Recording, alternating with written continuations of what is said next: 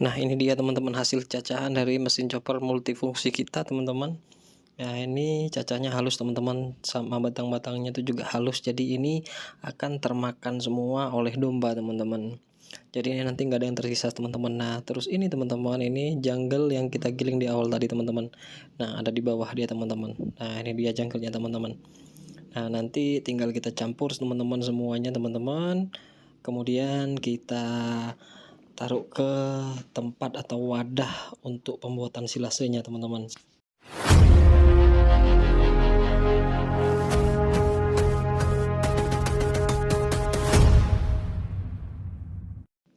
Assalamualaikum warahmatullahi wabarakatuh, sedulur pecinta wedus kabeh. Semoga hari ini kalian selalu dilindungi oleh Allah Subhanahu wa taala dan diberkati dengan keberkahan dalam rumah tangga kalian, teman-teman.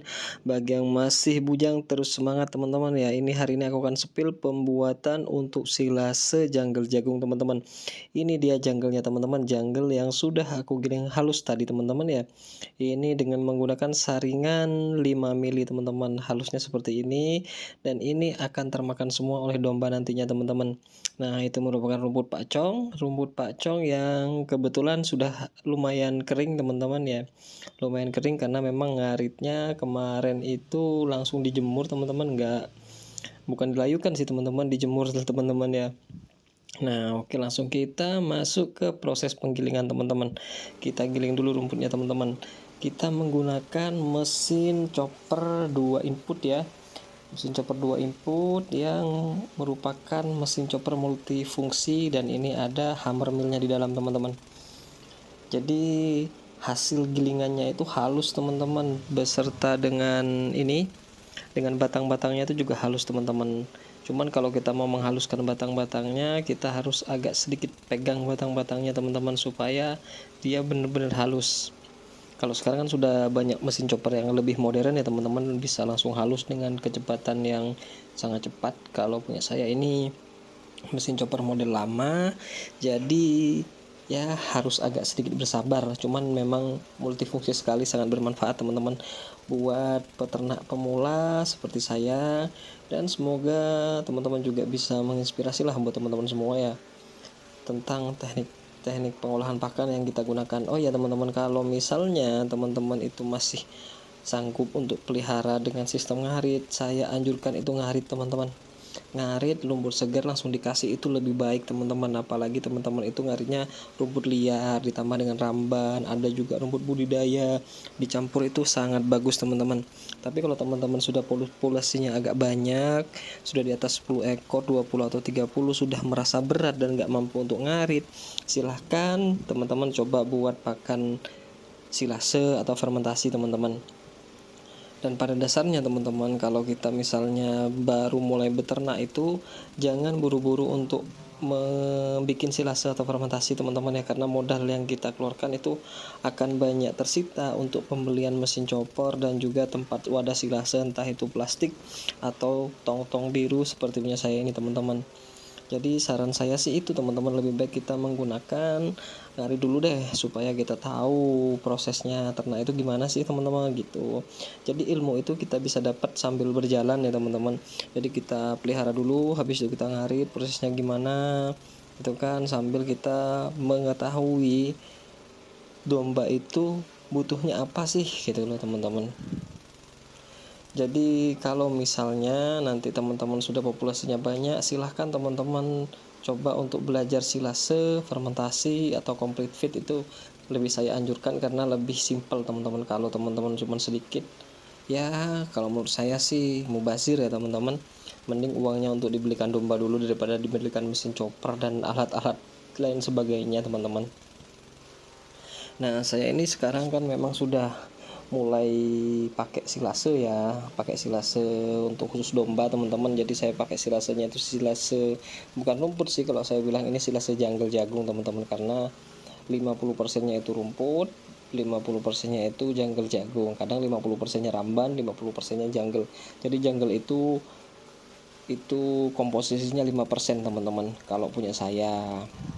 Kenapa saya pakai jungle? Karena saya tidak sempat kadang untuk melayukan rumput. Jadi karena jungle itu merupakan bahan kering, teman-teman, yang sangat murah dan itu juga akan meningkatkan yang namanya ini teman-teman, proses terjadinya silase itu teman-teman. Jadi silasenya kita minim lah, kalau kita bilang silase itu akan nggak jadi meskipun rumputnya itu tanpa dilayukan, itu minim teman-teman. Oh ya, saya ini nggak menggunakan probiotik atau apalah teman-teman ya, karena saya tujuannya bukan fermentasi, hanya silase. Jadi saya hanya menggunakan bakteri dari rumput ya, bakteri internal dari rumput teman-teman. Dan buat teman-teman juga semua yang memang pada dasarnya itu baru mau belajar beternak, teman-teman ya, saya itu lebih menyarankan untuk beternak dulu aja deh. Jangan buru-buru untuk belajar pakan-pakan yang banyak teman-teman. Karena kalau teman-teman modalnya banyak sih nggak apa-apa ya. Kalau teman-teman modalnya baru sedikit, baru minim, mending beternaknya aja dulu teman-teman dijalani, supaya teman-teman itu bisa merasakan nikmatnya beternak dan susahnya beternak.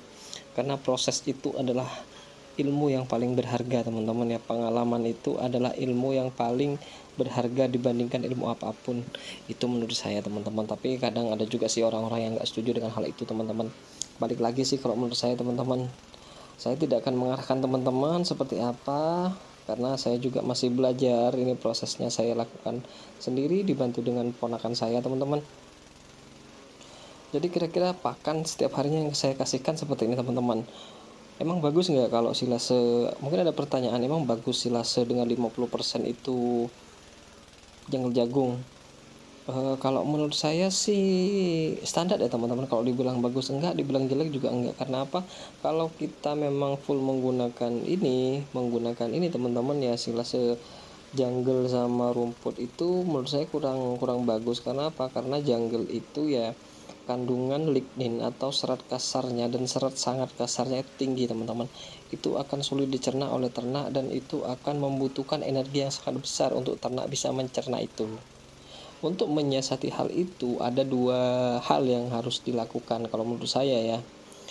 Kalau menurut saya sendiri ada dua hal. Yang pertama, teman-teman menambah asupan nutrisi karbohidrat atau sumber energi untuk ternak tersebut. Yang kedua, teman-teman harus melakukan proses fermentasi yang cukup lama teman-teman. Yang cukup lama itu bisa di atas 1 bulan untuk melunakkan atau menurunkan kadar ligninnya, kadar lignin dari jungle jagung itu.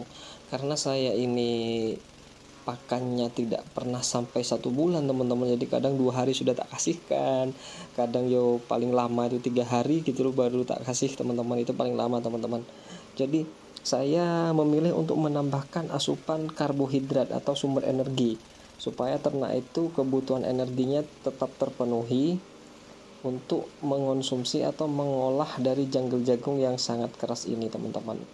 Saya menggunakan itu adalah jagung teman-teman, jagung digiling, jagung beserta jungle-nya teman-teman, itu saya giling, kemudian saya campurkan per 30. Jadi saya ambil itu 10% teman-teman, 10% dari total jungle teman-teman, bukan total jungle sama rumput ya teman-teman. Jadi 10% dari total jungle gilingnya teman-teman. Jadi kalau jungle gilingnya itu 100 kilo, saya itu pakainya itu 10 kilo jagung gilingnya teman-teman. Jadi saya campur itu, kemudian saya campur rumput, sudah selesai, tanpa tambahan probiotik dan lain-lain. Alhamdulillah teman-teman, dari pakan percobaan ini saya sekitar sudah 2 minggu lebih teman-teman ya, hampir 3 minggu, nggak ada kendala apa yang berarti untuk ternak saya teman-teman. Untuk yang hamil juga ambing susunya itu besar tetap teman-teman, tidak ada pengurangan volume teman-teman. Untuk yang menyusui juga aman teman-teman ya, air susunya kemarin tuh saya peras juga masih aman teman-teman, kondisinya masih banyak, dan untuk kesehatan cempe itu bagus teman-teman ya. Tapi saya belum tahu untuk pertumbuhannya nanti ya, karena kan ini juga kita masih nyoba teman-teman. Yang namanya kalau saya itu kan sendiri gini teman-teman, prinsipnya itu adalah pakan itu semurah mungkin teman-teman, tapi kualitasnya itu memang tidak akan sebaik yang pakan beli seperti konsentrat teman-teman, tapi setidaknya itu tidak jelek-jelek amat gitu teman-teman, dan itu bisa mempermudah kita dan meminimalisir kebusukan di pakan. Itu guys kalau saya teman-teman. Jadi pakan yang murah seperti ini teman-teman, dengan kualitas domba yang standar seperti punya saya, itu kan domba-domba lokal ya teman-teman, karena memang modelnya terbatas. Itu menurut saya sih sangat-sangat menguntungkan teman-teman ya, menguntungkan dengan biaya pakan kita yang di bawah 1.000 rupiah per harinya.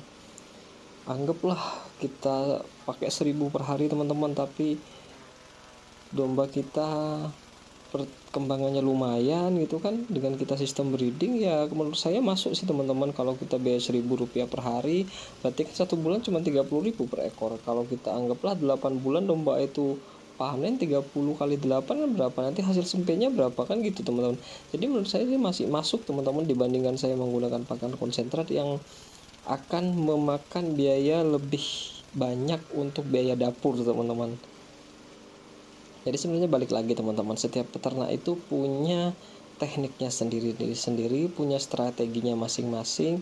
Pakan mana yang lebih efektif menurut kalian, terus pakan mana yang menurut kalian lebih terjangkau, dan hasil apa yang akan kalian inginkan. Itu sih teman-teman menurut saya yang bisa membuat kita itu terus belajar dan terus belajar, karena tidak akan sama antara peternak satu dan peternak lainnya, dan itu tidak bisa dibandingkan teman-teman, karena memang setiap peternak itu punya strategi masing-masing teman-teman ya, dan punya targetnya masing-masing. Jadi kalau teman-teman misalnya saya menggunakan pakan yang seperti ini, pakan murah dan pakan jelek menurut teman-teman ya, teman-teman tidak bisa mencibir saya, tidak bisa menjudge saya bahwa saya kejam terhadap domba. Karena apa?